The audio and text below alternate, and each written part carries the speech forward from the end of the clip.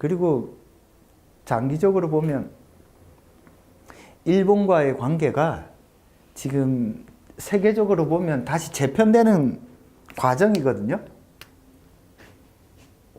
이렇게.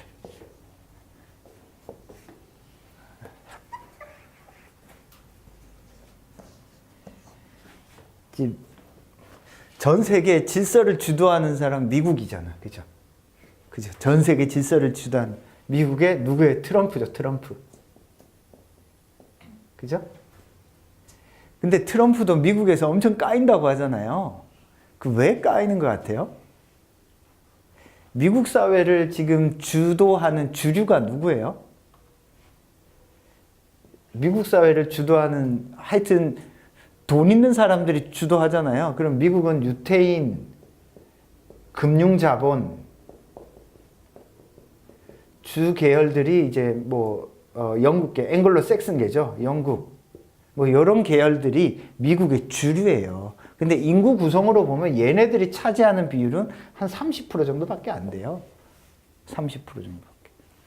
유태인, 금융자본, 그리고 많은 어떤 언론사들이 이 많은 언론사들이 유태인이 이제 사주인 경우가 많아요. 근데 이 유태인들은 특이하게도 이게 대놓고 자기가 유태인이라고 안 해. 나름대로 안 보이는 카르텔이 있거든요. 그러니까 요런 자본, 금융 자본이 미국을 움직이는, 그러니까 IMF라든지 이런 뭐 월드뱅크라든지 이런 게 다 유태계 자본들이 형성돼서 돈이 왔다 갔다 하는 거거든요. 그러려면 이 사람들이 돈을 벌려면 어떻게 해야 돼? 세계화를 통해서 시장의 장벽을 없애야 내가 돈이 왔다 갔다가 편하잖아요. 쉽게 넣었다 쉽게 뺄 수 있잖아요. 그죠? 그죠? 그러니까 이들은 세계화를 추진하는 거야. 그죠? 그러니까 그 이전에 예를 들어 오바마라든지 클린턴이라든지 부시라든지 다 이런 계열이죠. 플러스 분산복합체. 그러니까 곳곳에 전쟁이 막 나야 어떻게 해요? 값비싼 미군의 무기들을 팔아먹을 거 아니에요. 그죠? 이런 계열들이 미국을 주도하는 세력이었기 때문에 미국이 이 사람들이 돈을 벌려면 전 세계에서 어떻게 해야 돼요? 금융이 자유롭게 왔다 갔다 해야 되고. 그죠? 전쟁이 남한에서 혹은 위협이 있어야죠. 하여튼 뭐 아랍에서. 그죠? 아랍에서. 뭐 아랍 지역에서. 하여튼 분쟁들이 일어나야 자기들 무기를 계속 팔 거 아니야. 그러니까 묵시적으로 일정 정도의 분쟁을 감내해 놓고 그 틀이 지속적으로 된 게 2차 세계대전 이후의 국제 질서예요. 그러니까 분쟁이라고 해서 막 큰일 날 것 같지만 그 분쟁의 총량을 일정 정도로 쫙 유지해 두는 거야. 그러면은 자기의 무기라든지 이런 것들을 잘 조절할 수 있거든요. 그러면 어때? 보세요. 전쟁이 일어났다라고 하면 금융시장이 막 요동칠 거 아니에요. 금융시장을 통제하기도 아주 좋아요. 요런 시스템이에요. 자, 근데 트럼프는 이 계열이 아닌 거야. 트럼프는 뭐로 돈 벌었어요? 부동산, 호텔 뭐 이런 걸로 벌었잖아요. 트럼프는 또 어느 나라 이민자예요? 어느 나라 이민? 독일계 이민이에요. 트럼프는. 독일하고 영국이 사이 좋아? 안 좋잖아요. 그죠? 그리고 영국의 이런 금융자본들은 주로 뉴욕이라든지 이런 쪽에 머물렀고, 뉴욕 그리고 서부 쪽으로 완전 가서 LA 이쪽에 있어요. 근데 독일계 이쪽 사람들은 중부, 산업, 이 러스트벨트에 많이 머물러서 중부, 여기 뭐 5대5 있는 데 있잖아요. 여기가 이제 뭐 자동차라든지 이런 거 많이 만드는 데거든요. 독일 사람들이 뭔가 만드는 거 좋아하잖아요. BMW 이런 거 전부 다 독일 차잖아. 그래서 트럼프는 독일계예요. 돈을 버는 방식이 다른 거야. 그러니까 지금 주류하고 안 맞는 거예요. 그러니까 트럼프는 뭘 하고 싶냐? 전 세계에서 기존의 질서를 다시 정립하고 싶은 거야. 그런 상황에서 자기가 돈을 벌고 싶은 거죠. 그러면 봐봐. 자기는 부동산을 통해서 돈을 버는데 부동산이 통해서 돈을 벌려면 전쟁이 나면 부동산 가격이 올라요? 안 되잖아. 부동산은 사람들이 유통이 늘어나고, 그죠? 상호작용이 늘어나야 올라가잖아. 그죠? 그러니까 트럼프는 자기가 공화당임에도 불구하고 어때요? 남북 평화를 뒷받침하는데 자기의 어떤 경제적, 정치적 입장을 그걸 지지할 수밖에 없는 상황에 놓여 있어요. 이 대립되는 거니까. 그러니까 오바마는 민주당이지만은 완전히 우리나라에는 전략적 인내라고 해가지고 무관심으로 일관을 했잖아.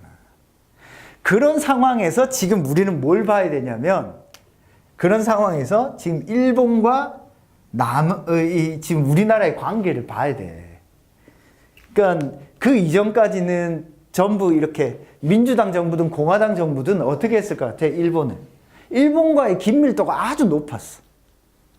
일본과의 긴밀도가 높았어요. 높은 이유가, 아니 여기서를 어찌됐건 자기들이 돈을 좀 뽑아 먹으려면 일본 애들을 가지고 놀기가 제일 좋거든요. 왜 그렇죠? 어차피 2차 세계대전 이후에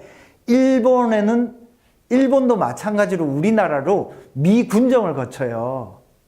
자기네 나라 정부가 없이 미군정을 거친단 말이에요. 지금 일본 헌법이 누가 만든 거야? 미군정이 만든 거예요.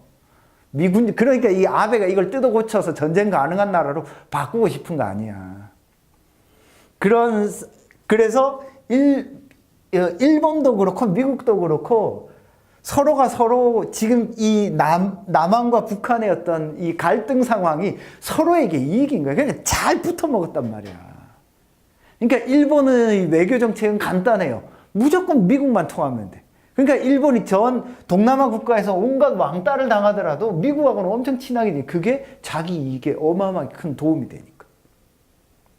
그런 상황을 지금 트럼프가 좀 바꾸려고 하는 거야. 그러니까 곳곳에서 반대가 얼마나 많겠어요. 트럼프는 사이콘이. 근데 말 들어보면 트럼프 되게 똑똑해요. 저 깜짝 놀랐어요. 나도 주변에 이제 언론만 듣다가 진짜 막 계속 찾아봤거든요. 이 사람 전략이 있는 사람이고 적어도 자기의 어떤 정치적 주관이 아주 뚜렷한 사람이에요. 그리고 추상적이지가 않아요. 구체적 결과물로 내는 사람이라서 자기의 지지 기반도 정확히 잘 알고 있고, 그래서 아마 우리나라 입장에서는 트럼프가 계속 돼야 돼. 그래야 우리나라가 이제 통일이 되면 일본하고 인구가 거의 비슷해지거든요. 일본이 1억 1천만, 1억 좀 왔다 갔다 하는데 통일되면 우리가 7, 8천만 되잖아요. 그러면은 뭐가 되냐? 내수 시장이 버틸 수 있어요. 외부 경제의 위기와 관계없이 내수 시장이 작동되는 거예요. 내수 시장이. 일본은 지금 빚이 어마어마한데도 이렇게 안 망하는 이유가, 우리 IMF 때보다 일본 빚이 더 많아요. 안 망하는 이유가 뭔 것 같아요? 미국이 봐줘서 그래요. 간단해요. IMF 터진 이유는 간단해요. 미국이 안 봐줘서 그래요. IMF가 돈놀이 하는 곳이잖아요. 하여튼 뭐 그런 배경 속에서 이제 건수를 자꾸 찾아서 한국과 일본은 당분간 제가 볼 때는 한 10년 동안은 계속 갈등할 수밖에 없어요. 한국과 일본은. 그 둘이 이제 업종도 많이 겹치고요. 갈등할 수밖에 없고, 여기서 이제 일본이 간단해요. 일본이 우리가 요구한 것들을 들어주는 방법은 훨씬 더 강력한 경제적 부를 우리가 얻는다거나, 진짜 통일이 되어서 새로운 기회를 일본에 의존하지 않고라도 뭔가 완벽하게 독립적으로 설 수 있는 어떤 환경을 마련하거나. 그러니까 일본은 강자한테는 확실하게 쑤그리는 그런 나라의 전형이라서 이런 배경 속에 지금 있는 거고, 한일 청구권 협정뿐만이 아니라 독도 문제, 전부 다 그것과 제가 볼 때는 다 연동되어 있어요. 그렇게 생각을 하시면 될 거예요. 자, 그러면은 논술과 관련해서 보면 이런 거예요. 이게 역사적 문제로 생각해 볼 수도 있고, 개인의 어떤 희생이라고 하는 것이 어느 정도 정당화되는가, 국가나 사회 전체를 위해서. 어떤 경우에는 정당화되지만 어떤 경우에는 정당화되지 않을 수도 있죠. 요거는 상황마다 다 달라요.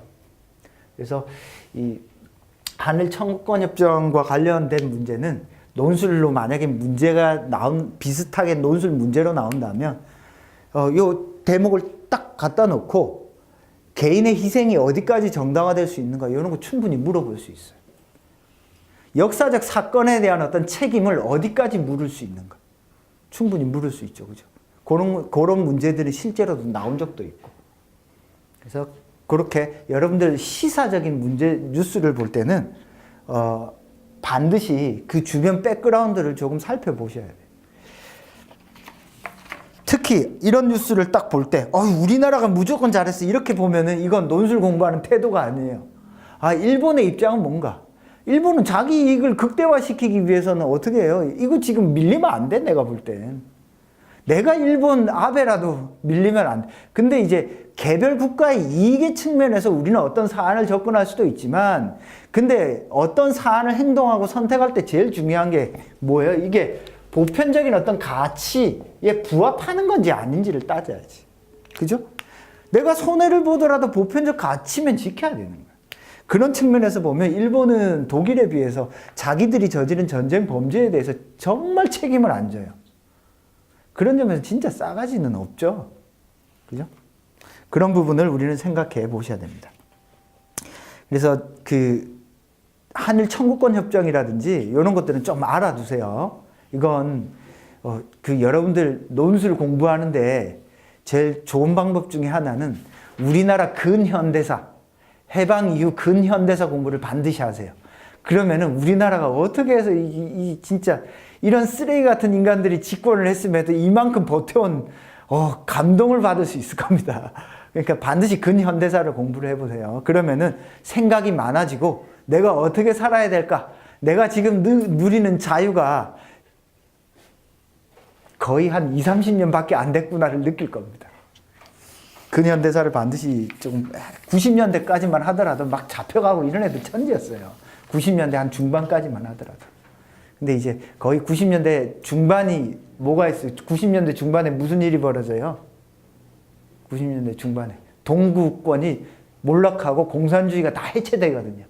그러면서 우리나라에도 좌파나 공산주의권이 많이, 좌파 운동들이 막 싸그러져요. 많이 없어져요. 그와 동시에 어떤 일이 벌어지냐면 90년대 우리나라의 문화의 황금기가 벌어집니다. 서양으로 치면 대략 한 40년대, 30년대쯤 돼요. 그때가 이제 그 산업혁명 이후에 사람들이 먹고 살기가 막 좋아졌던 그 시기가 있거든요. 그때 이제 문화의 황금기가 오는데 우리나라의 문화의 황금기가 딱 90년대고 오히려 지금은 어마어마하게 획일화되어 있어요. 그래서 90년대를 한번 공부해 보면 재밌을 겁니다. 오케이. 방금 얘기한 것 중에 혹시 질문 있어요? 질문? 요거 읽으면서 좀 궁금했던 거, 잘 이해 안 됐다거나.